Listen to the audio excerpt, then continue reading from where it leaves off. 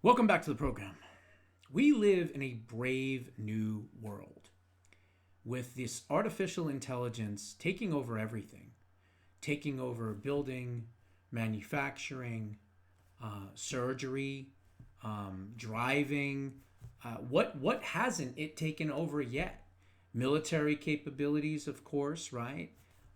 We're seeing these robot soldiers and things like that, and it's just everywhere. I mean, you now have the number one chart-topping Christian um, music artist. I forget his name. It doesn't matter. It doesn't exist anyway. Is an AI. Imagine that. Number one on the Billboard charts for Christian music. Number one. I don't know who it is. It's not even a real person. Okay? That is number one on the charts. An AI song of whatever kind. And so we're in a brave new world. And we're in scary times, I'll be honest.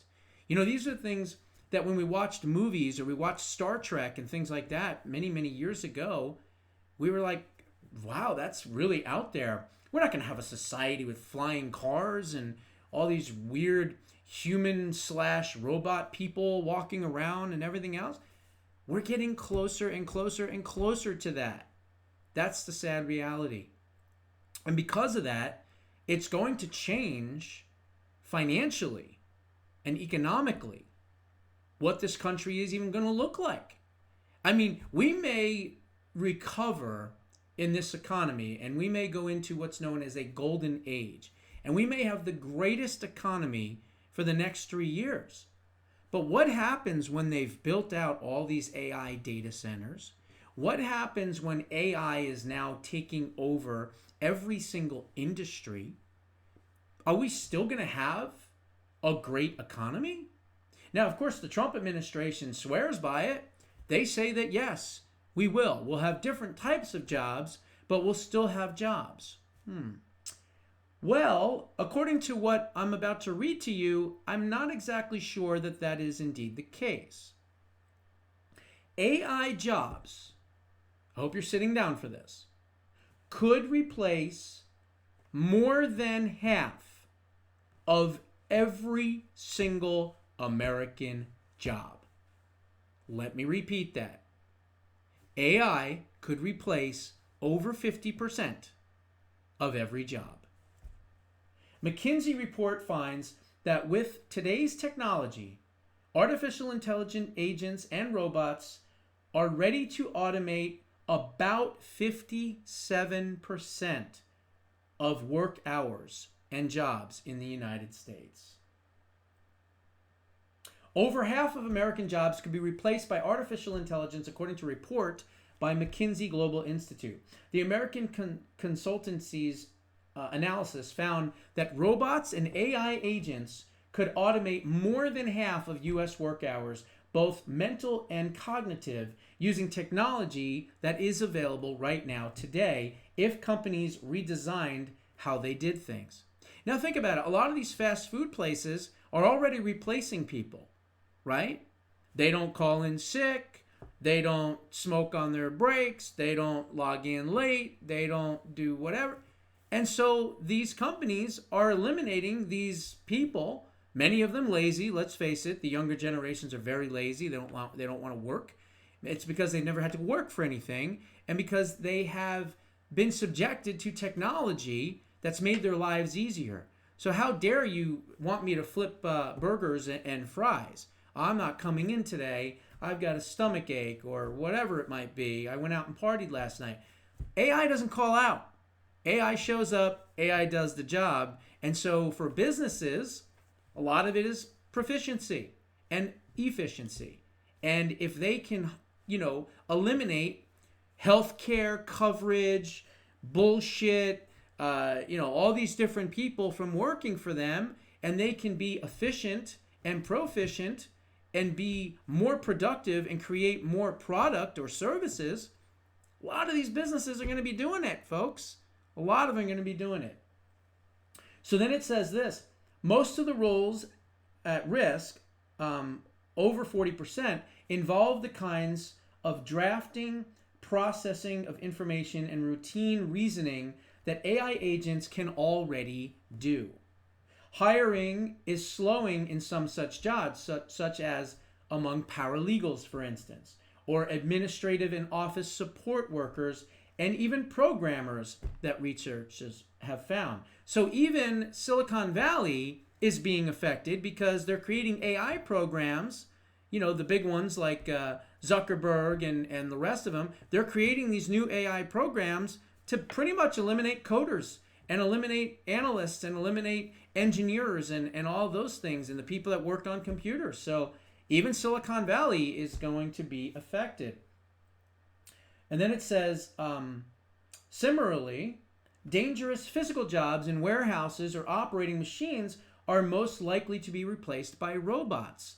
Well, as I said, if you got a manufacturing plant and you got to worry about OSHA, you got to worry about safety, you got to worry about safety inspections, you got to worry about someone not falling into a meat grinder. I mean, whatever. There's all these different things that these companies have to have extra insurance for and everything else. Well, sorry, if they can do the job and be efficient and proficient, those are the two words you have to understand, efficiency and proficiency. If those two things can categorically make a business better, there's going to be a lot of people that are going to be like, sorry, I don't need to hire you 10 people. I've got 3 robots that I can program to do your jobs.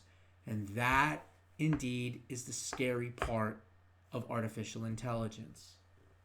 Conversely, a third of U.S. jobs would be difficult to replace, so there is some good news here, with AI because they have uniquely human attributes, such as nursing, the analysis found. Some 70% of the tasks performed by careers and other healthcare workers require the kind of physical presence, empathy, care, and dexterity that machines cannot replicate. So if you're a doctor, although a surgeon could be replaced, because now they're doing some surgeries with robots, and robotics are doing some of these things. Now, I'm not saying all of them, right? I mean, you still need surgeons and brain surgeons and heart surgeons and lung surgeons and all those people, but a lot of the stuff can be done. Outpatient stuff can be done with robotics and things like that.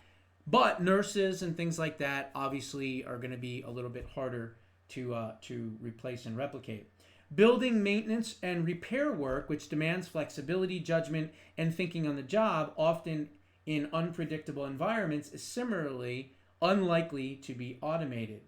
The barrier to adoption came from policy changes and spending on implementation and development, McKinsey said. The paper, Agents, Robots, and Us, emphasized that changing workflows rather than tinkering with individual tasks could generate $2.9 trillion a year in economic value by 2030. Wow. Human skills will not be dispensed with as AI takes hold, the research found, but instead people will work in partnership with robots. Workers will change how and when they do things, spending less time on jobs such as preparing documents and more time interpreting results and telling AI systems what to do. A third of American jobs in professions such as teaching will use AI in a hybrid way to help with work, generate content, and deal with administrative burdens, leaving humans to interpret results and make judgments and guide their decisions. But wait a minute. What happens when these robots reach the ability to have self-awareness? I've talked about that at numerous other occasions. Self-awareness is a dangerous thing because that means that you may control that robot. You may tell that robot or that AI to do this, and do that. But all of a sudden, what happens when they disobey? What happens when they reach that pivotal moment of self-awareness? And what happens when they turn on you? This is why AI and these robots are so dangerous. It is not all doom and gloom, though.